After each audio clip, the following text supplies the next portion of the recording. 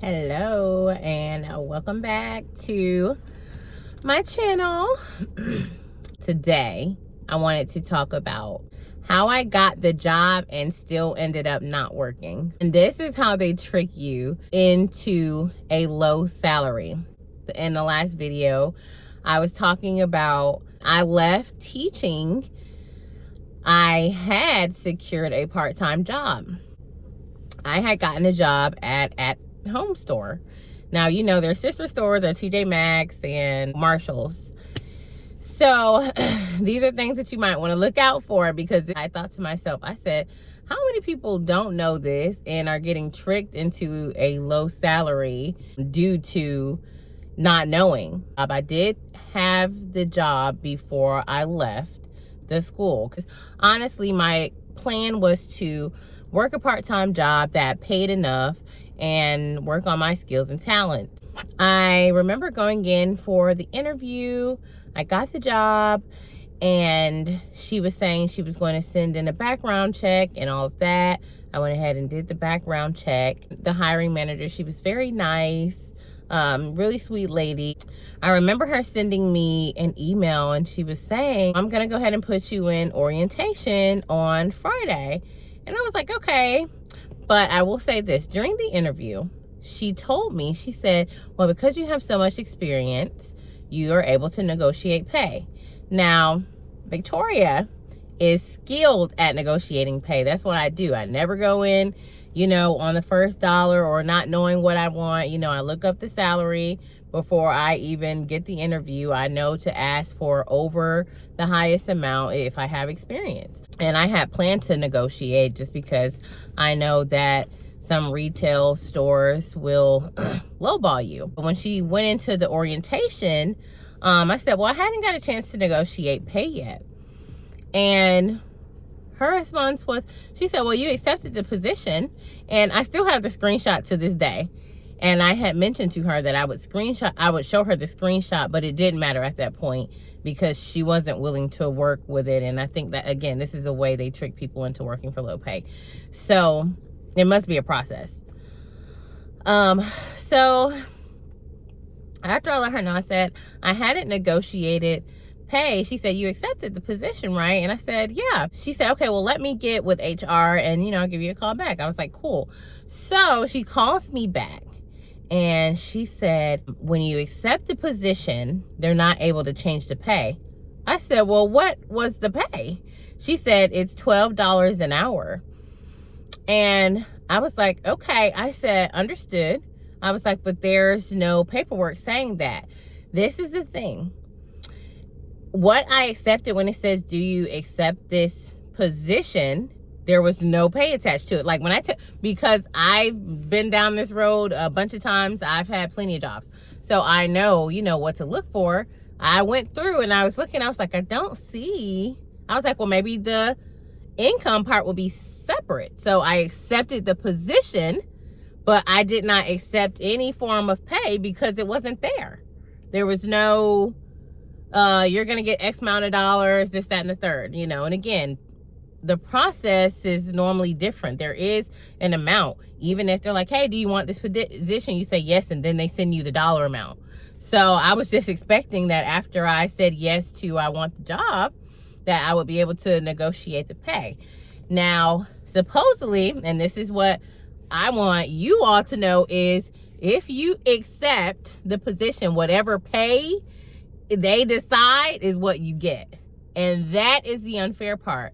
So when she told me, she said, it's $12 an hour.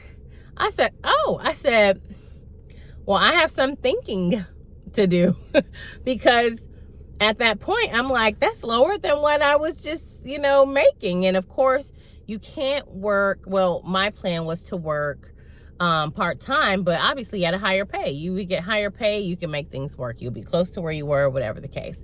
And obviously part-time allowed me to still have that time with my kids. So I was like, this is just not gonna work. So I ended up with no job. And honestly, it wasn't necessarily a panic moment for me. It was more, eye-opening that that is their process, and I do kind of want other people to watch out for that, because it is very unfair. You should be able to accept the position and then talk about pay, or I guess don't accept the position until they put a dollar amount on. But they know when that email comes in, you're gonna go ahead and be like, yeah, sure. You know, and even then, with them doing a massive amount of hiring that they've done, they should at least tell you, don't accept it until, you know, you see the pay. I just thought it was very unfair, you know, and I'm not sure if they do that to everyone, but I would imagine if that is their hiring process, everybody that is there is working for $12 an hour. So that was, again, it was just eye-opening. So I just thought I'd share that with you all. And it's important. It just really is important to know your worth when it comes to working. Obviously, sometimes I get it. It's like desperate need. I got to do what I got to do. And then, you know, I'll worry about it later. But always go in knowing, look up whatever it is that you're interviewing for. Look up the pay before you go in there, because then you'll know what to ask for. I have told so many people, I've helped so many people, and the ask is really all that you need. It's about negotiation. I tell people, you don't let them tell you what they're going to pay you. You tell them. No, because if you know, they won't lowball you. And if you have experience, they can't lowball you. When it comes time to discuss pay for the job, you say, I'm looking to make X amount of dollars. Now, you've already looked this up. There is always on Glassdoor, there is a scale. There's a low number to a high number. That high number, you shoot over that number because they're going to give you the high number. That's how it works. Now, sometimes you will still get that over. Like, they may give you what you asked for, but most of the time you want to ask for over the high number so you can get the high number.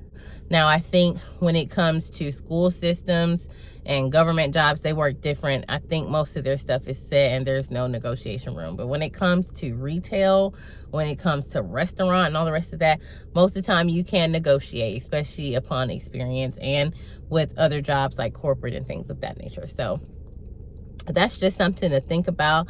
But y'all, when I tell you I was so in shock, I was like, I can't believe I just got tricked. Like, you were really about to let me just go to orientation and, you know, do the whole nine, not even have negotiated my pay.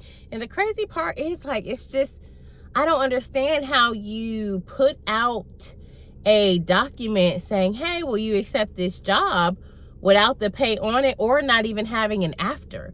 So it just, that part just doesn't make sense to me. Again, I just wanted to be helpful and tell y'all that story, because I thought it was the craziest thing.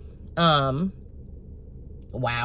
And it's just something to look into, because if you're trying to put yourself in a better situation, you could possibly end up in a worse situation if you don't know. If you don't know this. If you're like, okay, I know I'm getting ready to get this and the third, and that's not what it is.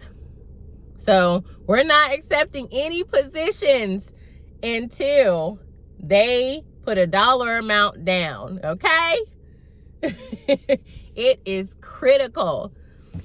It's just wrong, y'all. It's just wrong. It's just wrong. But yes, tell me in the comments if you had a situation like this, or you know someone that had a situation like this. I would love to hear what it is they did, or maybe what it is they know. Maybe there's something I'm missing that I don't know, you know, but I just thought it was crazy. That's all I have for y'all today.